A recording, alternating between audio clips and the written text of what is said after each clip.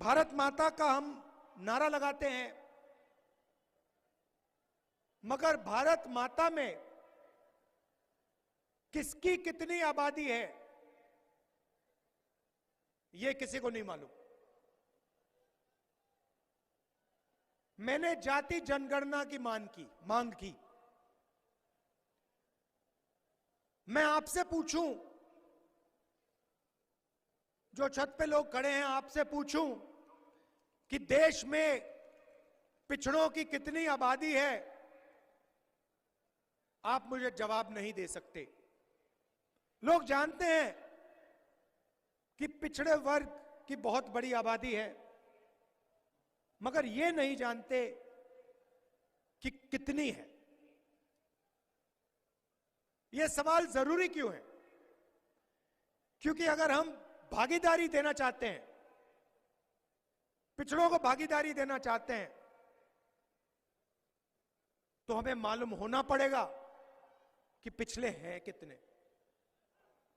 नरेंद्र मोदी पहले कहते थे मैं ओबीसी का हूं, हर भाषण में मैं पिछड़े वर्ग का हूं, मैं ओबीसी का हूं। और जब मैंने जाति जनगणना की बात की, मैंने ओबीसी वर्ग को भागीदारी देने का सवाल उठाया। उसके बाद नरेंद्र मोदी कहते हैं, सब भाषण में कहते हैं, भाइयों और बहनों, देश में सिर्फ एक जात है, वो है गरीब।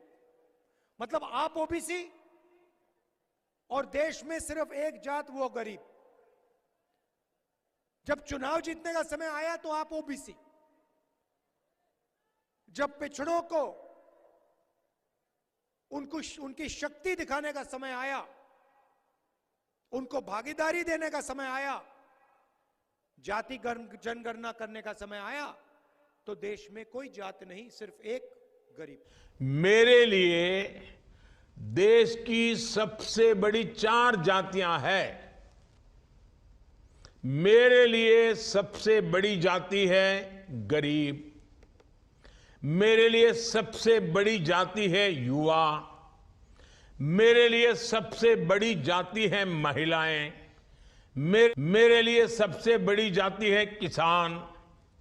इन 4 जातियों का उत्थान ही अगर भारत को विकसित बनाएगा, और अगर 4 का हो जाएगा ना, इसका मतलब सबका हो जाएगा। इस देश का कोई भी गरीब, चाहे वो जन्म से कुछ भी हो, मुझे उसका जीवन स्तर सुधारना है, उसे गरीबी से बाहर निकालना है। इस देश का कोई भी युवा, मुझे उसके लिए रोजगार के, स्वरोजगार के नए अवसर देने हैं। इस देश की कोई भी महिला, चाहे उसकी जाति कोई भी हो, कुछ भी हो, मुझे उसे सशक्त करना है, उसके जीवन से मुश्किलें कम करनी है, उसके सपने जो दबे पड़े हैं ना, उन सपनों को पंख देनी है, संकल्प से भरना है, और सिद्धि तक उसके साथ रह करके मैं उसके सपने पूरे करना चाहता हूं। इस देश का कोई भी किसान, चाहे उसकी जाति कुछ भी हो, मुझे उसकी आय बढ़ानी है, मुझे उसका सामर्थ्य बढ़ाना है, मुझे उसकी खेती को आधुनिक बनानी है, मुझे उसकी खेती में जो चीजें उत्पादित होती है उसकी मूल्य वृद्धि करनी है।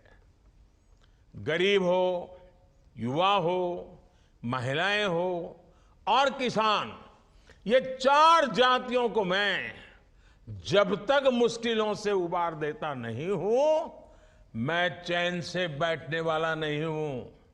बस आप मुझे आशीर्वाद दीजिए, ताकि मैं उतनी शक्ति से काम करूं कि इन 4 जातियों को सारी समस्याओं से मुक्त कर दूं।